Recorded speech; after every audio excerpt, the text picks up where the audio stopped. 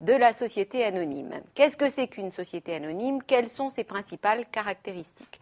Définition, eh bien, elle est donnée par la loi. La société anonyme, c'est une société dont le capital est divisé en actions. Donc, on ne parle pas de part sociale dans cette hypothèse-là.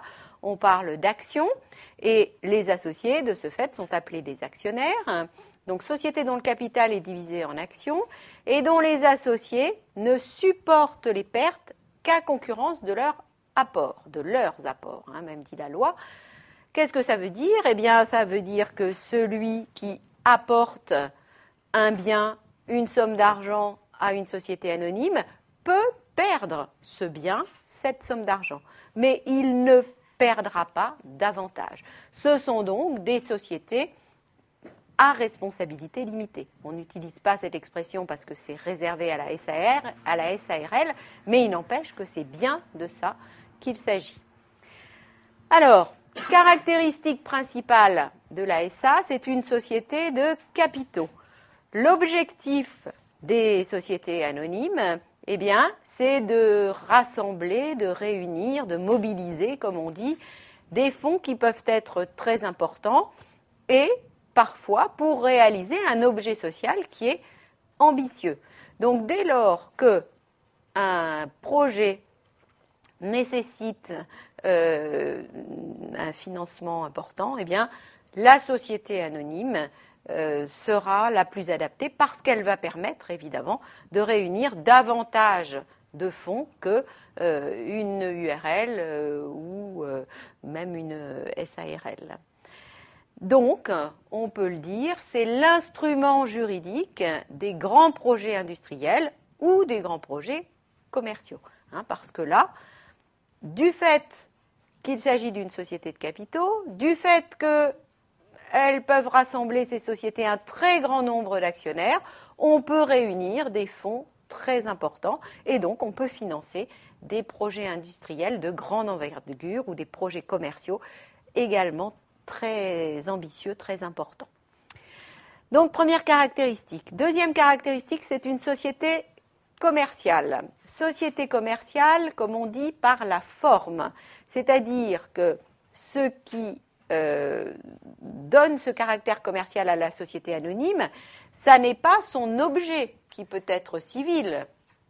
Ce qui lui donne sa forme commerciale, c'est la loi. C'est-à-dire que la loi décide qu'un certain nombre de sociétés, dont la société anonyme, sont toujours des sociétés commerciales. Voilà, société commerciale par la forme. Ça doit vous rappeler quelque chose, vous avez dû voir ça dans le cadre de l'UE. Les actionnaires n'ont pas la qualité de commerçants, malgré tout. C'est une société commerciale, mais pour autant, les gens qui participent à ce groupement commercial n'acquièrent pas la qualité de commerçant pour autant. Nous ne dirons pas toujours ça. Il y a des sociétés qui sont commerciales dans lesquelles eh bien, les associés acquièrent de fait la qualité de commerçant. Ce qui suppose qu'ils doivent avoir la capacité commerciale. Mais bon, c'est une autre histoire. Nous en reparlerons lorsque nous étudierons la société en non collectif, par exemple. Comme je l'ai évoqué tout à l'heure, c'est une société à risque limité. La responsabilité des actionnaires est donc limitée strictement au montant de leurs apports. Donc voilà, plus l'apport est important, plus le risque est important également. Ensuite, c'est un type de société dans lequel l'intuitu personné est faible.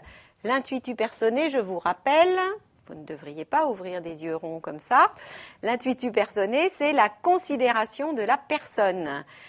Dans certaines sociétés, on ne s'associe qu'avec des gens que l'on connaît, en qui on a confiance, dont on connaît la fiabilité, l'honorabilité, la compétence. Donc, dans ces cas-là, eh bien, on prend en compte justement la considération des personnes avec qui on s'associe. Dans les sociétés de capitaux et notamment dans la société anonyme, ça n'est pas le cas. Et il arrive très fréquemment que les associés actionnaires ne se connaissent même pas. Dans certaines sociétés anonymes familiales, où il y a le nombre minimal d'actionnaires requis par la loi, c'est-à-dire 7, tout le monde se connaît en général.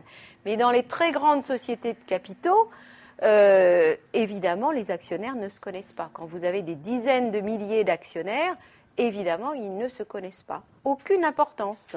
Il ne s'agit pas là de regrouper des gens qui ont des compétences, des qualités complémentaires pour mener un projet. Il s'agit de regrouper des capitaux. L'objectif n'est pas le même. Donc l'intuitu personné est tout à fait négligeable. Et de ce fait, on peut laisser entrer dans la société à peu près n'importe qui.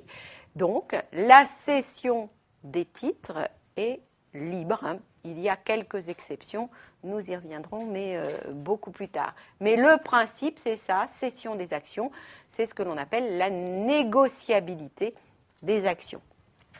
C'est également une société qui est structurée, hiérarchisée, et qui donc comporte, je l'avais déjà évoqué en exemple quand on a parlé des organes de gestion dans les règles communes, comporte plusieurs organes de gestion qui ont chacun leur domaine de compétences et leur pouvoir propre.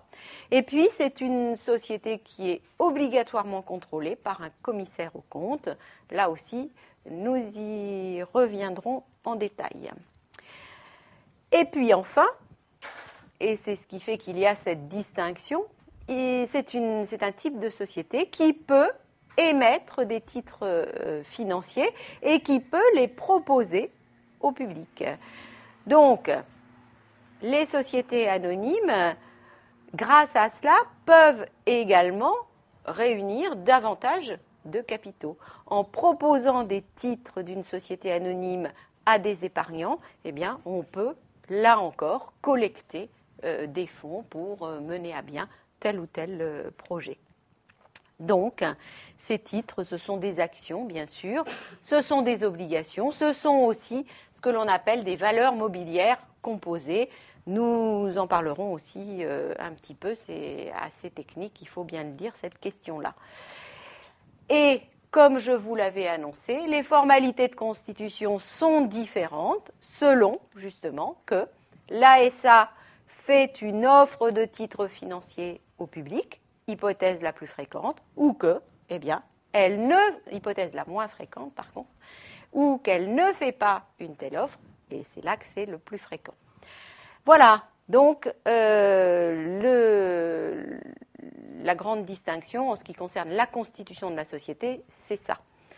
Et donc, je vous l'ai dit, offre au public de titres financiers, donc nécessité de protéger les épargnants, de les informer, donc formalité supplémentaire. Alors, caractéristique principale de la SA, c'est une société de capitaux. L'objectif des sociétés anonymes, eh bien, c'est de rassembler, de réunir, de mobiliser, comme on dit, des fonds qui peuvent être très importants et parfois pour réaliser un objet social qui est ambitieux. Donc, dès lors qu'un projet nécessite un financement important, eh bien, la société anonyme sera la plus adaptée parce qu'elle va permettre, évidemment, de réunir davantage de fonds qu'une URL ou même une SARL. Donc, on peut le dire, c'est l'instrument juridique des grands projets industriels ou des grands projets commerciaux.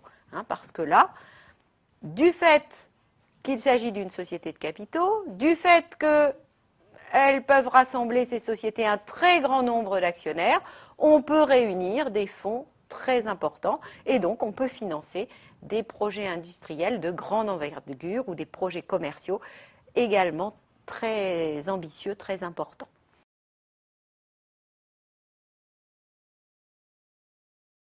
Deuxième caractéristique, c'est une société commerciale. Société commerciale, comme on dit, par la forme. C'est-à-dire que ce qui donne ce caractère commercial à la société anonyme, ça n'est pas son objet qui peut être civil. ce qui lui donne sa forme commerciale, c'est la loi. C'est-à-dire que la loi décide qu'un certain nombre de sociétés, dont la société anonyme, sont toujours des sociétés commerciales. Voilà, société commerciale par la forme. Ça doit vous rappeler quelque chose, vous avez dû voir ça dans le cadre de l'UE. Les actionnaires n'ont pas la qualité de commerçants, malgré tout. C'est une société commerciale, mais pour autant, les gens qui participent à ce groupement commercial n'acquièrent pas la qualité de commerçants pour autant. Nous ne dirons pas toujours ça. Il y a des sociétés qui sont commerciales dans lesquelles les associés acquièrent de fait la qualité de commerçant. Ce qui suppose qu'ils doivent avoir la capacité commerciale. Mais bon, c'est une autre histoire, nous en reparlerons lorsque nous étudierons la société en non collectif, par exemple. Comme je l'ai évoqué tout à l'heure, c'est une société à risque limité. La responsabilité des actionnaires est donc limitée strictement au montant de leurs apports. Donc voilà, plus l'apport est important, plus le risque est important également. Ensuite, c'est un type de société dans lequel l'intuitu personné est faible. L'intuitu personné, je vous rappelle, vous ne devriez pas ouvrir des yeux ronds comme ça, l'intuitu personné, c'est la considération de la personne. Dans certaines sociétés, on ne s'associe qu'avec des gens que l'on connaît, en qui on a confiance, dont on connaît la fiabilité, l'honorabilité, la compétence. Donc, dans ces cas-là, on prend en compte justement la considération des personnes avec qui on s'associe. Dans les sociétés de capitaux, et notamment dans la société anonyme, ça n'est pas le cas. Et il arrive très fréquemment que les associés actionnaires ne se connaissent même pas. Dans certaines sociétés anonymes familiales, où il y a le nombre minimal d'actionnaires requis par la loi, c'est-à-dire 7, tout le monde se connaît en général. Mais dans les très grandes sociétés de capitaux, évidemment, les actionnaires ne se connaissent pas. Quand vous avez des dizaines de milliers d'actionnaires, évidemment, ils ne se connaissent pas. Aucune importance. Il ne s'agit pas là de regrouper des gens qui ont des compétences, des qualités complémentaires pour mener un projet. Il s'agit de regrouper des capitaux. L'objectif n'est pas le même. Donc l'intuitu personné est tout à fait négligeable. Et de ce fait, on peut laisser entrer dans la société à peu près n'importe qui. Donc la cession des titres est libre. Il y a quelques exceptions, nous y reviendrons, mais beaucoup plus tard. Mais le principe, c'est ça, cession des actions, c'est ce que l'on appelle la négociabilité des actions.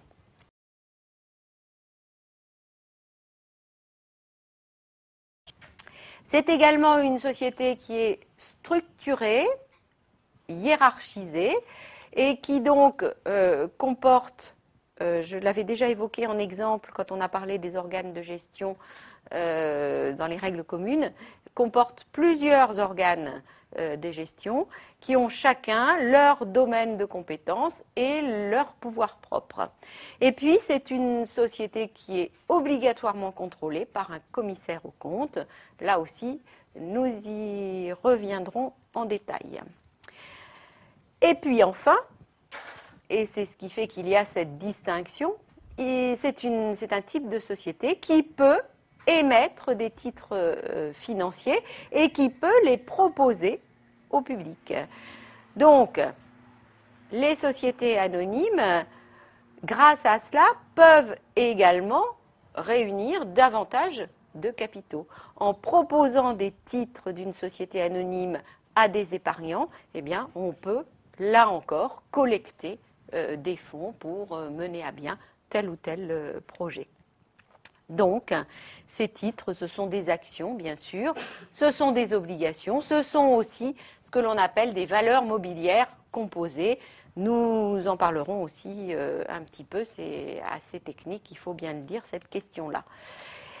Et comme je vous l'avais annoncé, les formalités de constitution sont différentes selon, justement, que l'ASA fait une offre de titres financiers au public, hypothèse la plus fréquente, ou que, eh bien, elle ne, hypothèse la moins fréquente par contre, ou qu'elle ne fait pas une telle offre, et c'est là que c'est le plus fréquent. Voilà, donc la grande distinction en ce qui concerne la constitution de la société, c'est ça. Et donc, je vous l'ai dit, offre au public de titres financiers, donc nécessité de protéger les épargnants, de les informer, donc formalité supplémentaire.